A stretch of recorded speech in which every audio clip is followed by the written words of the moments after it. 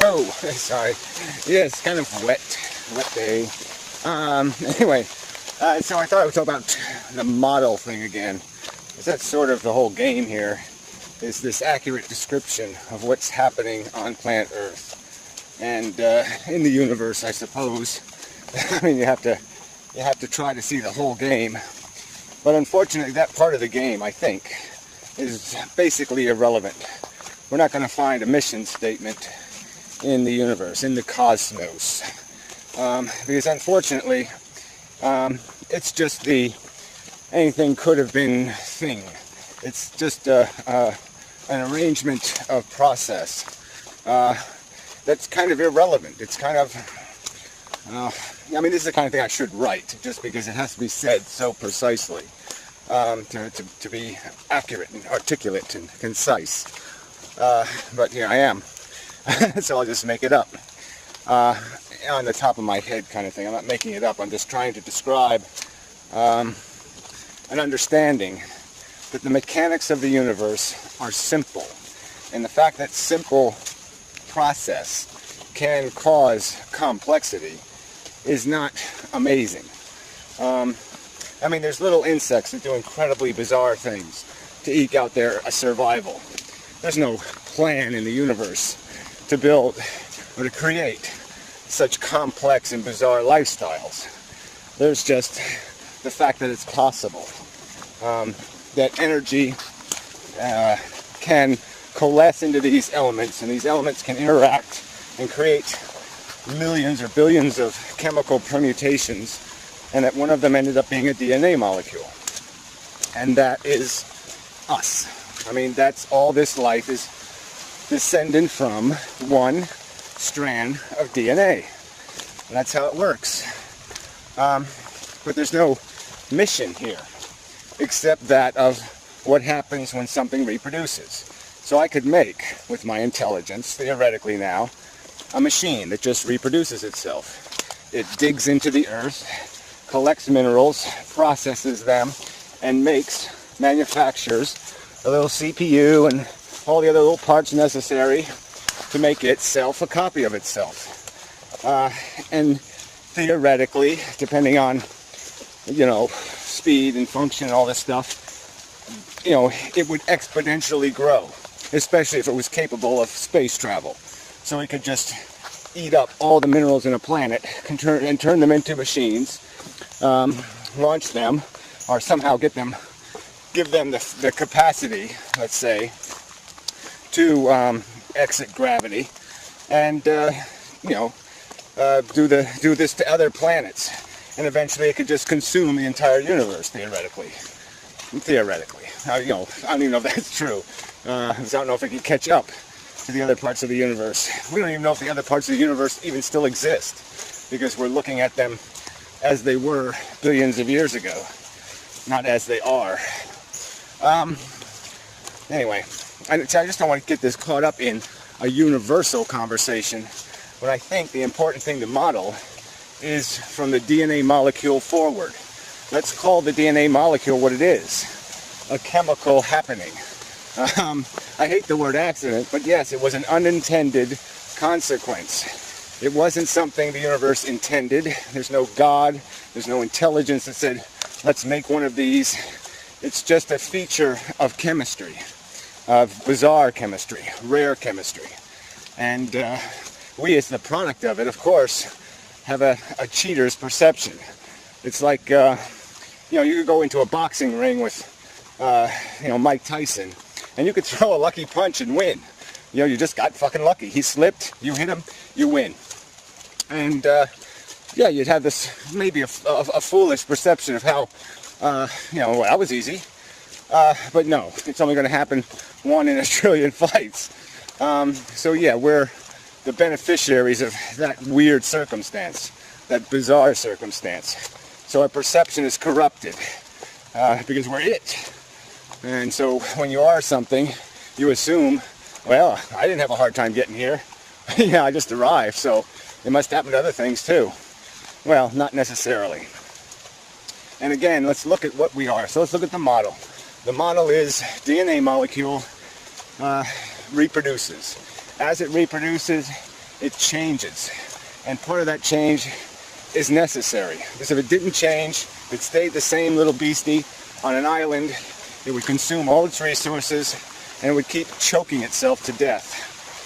It would keep threatening its own survival by creating a toxic environment to live in. Toxic to itself, because its own waste would have to be something it would have to find some way to deal with. So yeah, it evolves, it changes. And then slowly but surely, those changes obviously are going to get rewarded if they produce a different kind of waste and they're able to eat waste. And so yes, evolution's off and running. And so biology, life forms, reconfigured the environment. They created the atmosphere that we have now, and this carbon sink all around us, and changed planet Earth. And so now it's an environment, this is the environment you have to live in. But now we're living in an environment with billions and billions of other organisms consuming and reproducing in very different ways. And so we can have what's called the life cycle thing. We can do that circle of life thing, where we eat each other and consume each other and feed off of each other and do this symbiotic thing. But it's obviously something that evolution is going to impose. You're going to succeed if you're capable of doing that, and you're going to fail if you're not. You're almost forced, to cooperate, because if you don't cooperate, you will fall into the old trap and create a toxic environment. And humans, to an extent, are doing that. They're threatening the biosphere rather substantially, and that might have a consequence that's terminal. Might. At least have a consequence that will cause much suffering and dislocation and misery and whatnot. Hardship. Anyway. But this is the thing we got to understand, is what the game is. Let's climb out of the maze and let's look at it and see it for what it is. So it starts off with a reproducing molecule that can adapt to new environment. The new environment that's created by reproducing, by populating, by converting the ground into something new. And things have to adapt to that new world. Just like a volcanic island, the first 100 years it's rather barren. But as it starts developing a soil and a crust, more life finds it possible to exploit it. And it becomes eventually as rich as any other land mass. And that's what life does. This reproducing DNA molecule that we call life, just keeps covering environments, exploiting them, feeding on them, and reproducing out of them. And that's the game we're in. And so then the sentience thing came along, and we can see how the psychology of want and desire, that these mechanisms were incredibly advantageous to DNA replication. I've pointed it out, and I'll make the example one more time. That there's a huge benefit to being able to have more than one compulsion at a time, and to force them to compete in balance, like hunger and fear. That to force an organism to balance those within themselves to get their meal creates a kind of superficial, crude intelligence. That's the beginnings of intelligence, is having competing desire and having some mechanism to decide which and when, what desire or what emotion or what feeling wins, the fear or the hunger. And that's the origins of our intelligence, was that mechanism, that effort to find a way. This is a stick. Yeah, a little stick animal. Yeah, alright. I do like looking at puddles. Anyway, so intelligence was developed to make that, to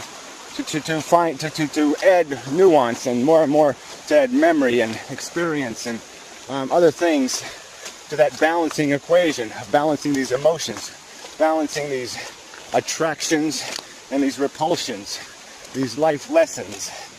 and that all of this stuff basically does exist, just to, over time, impose on us a certain knowledge, an innate knowledge of life function. Yeah, and then we took another step in that evolution by acquiring vocabulary and this capacity to convey personal experience to the next generation so they could learn from us more directly, more expediently. It didn't have to be written in our DNA anymore. We could learn, write it in a book, and have the enhanced behavior in the future based on what we learned. And so the DNA sort of transferred to our knowledge base. Now our knowledge base evolved for 10,000 years, let's say, where we started picking at the world and figuring out how it works. And that's what we've done. And now we've made, out of all those facts, out of all those observations for thousands of years, we've essentially built a pretty secure ladder. And now we can climb the wall of the maze, get to the top of the wall, and we can look down and around and see what it's made out of. We can understand ourselves as a psychology. We can rise above ourselves and see ourselves and say, what is that thing? What am I doing this for? Why did I do that? What am I about? Is that really what you want? We can ask ourselves questions. We can probe our own motivations, our own desires, addictions, compulsions, behavior. And we can certainly do it to each other. But we can certainly see the maze pretty good. We can see the mechanism of evolution. We can see the mechanism of sentience as a way of creating competing desire, as creating a crude intelligence. We can see the mechanism of memory and imagination in other mammals and in ourselves, and how that enhances the capacity of animals to acquire elaborate functionality that makes them able to adapt to a new environment, to live in places of bizarre extreme, because they can find a new way to do something very, very quickly. They don't have to evolve new genetics. They just have to evolve a new way of interacting between their psychology and the world, between behaviorally. They can just change their behavior and adapt. And that's the game. And it's this game of chasing a satisfaction contrived inside of us by this mechanism of evolution to make us hungry for this prize, this fruit, this whatever you want to call it. But the achievement is still the same. It's this idea of survival for the sake of it, not for a mission, not for a purpose, just because it's what DNA molecules do, and they are aggressive. They have this aggressive mechanism of natural selection to make them very good at it. That's what they do. They reproduce, and they have a mechanism that ensures them a great power to do that. And we're just a manifestation of that. But we can see the obvious vulnerabilities in the system, the obvious brokenness in the sense that very, very well constructed beings have been exterminated from existence on this planet, like Tyrannosaurus Rex, for just kind of silly reasons almost. A few hundred years of plague caused by a comet impact or a meteor. Doesn't seem like a good reason to wipe out such a magnificent creation. But that's the way it works. And that's the way it doesn't work. And we are vulnerable to the same kind of instrumentality. And so what's the point of it all? Because we're not going to really make ourselves anything but better and better at achieving this sense of accomplishment, this sense of purpose. Because that's the emotion that drives us. That's what we live for. That's what drives us, that's what motivates us. And we're just going to maximize those incentives in terms of the survivors. The survivors will always be the breeders, the people that see purpose, the people who are compulsively motivated. It's almost like giving, you could give reproductive advantage to a particular psychosis like obsessive compulsive disorder, and you'd end up with a species of humans that was incredibly neurotic. Well, we're sort of doing that to ourselves, and the neuroses is this the neurotic psychology of stoicism, of just keep on hitting me, keep on hitting me, keep on hitting me. Some kind of Rocky Balboa, insanity that will justify anything, that will eat anything, that will live anything. All standards will be destroyed by that crude biology that keeps getting bred into the next generation. So anyway, yeah, well, like I said, this probably needs to be written up and bullet pointed and all of that bibble babble. Maybe next time and such.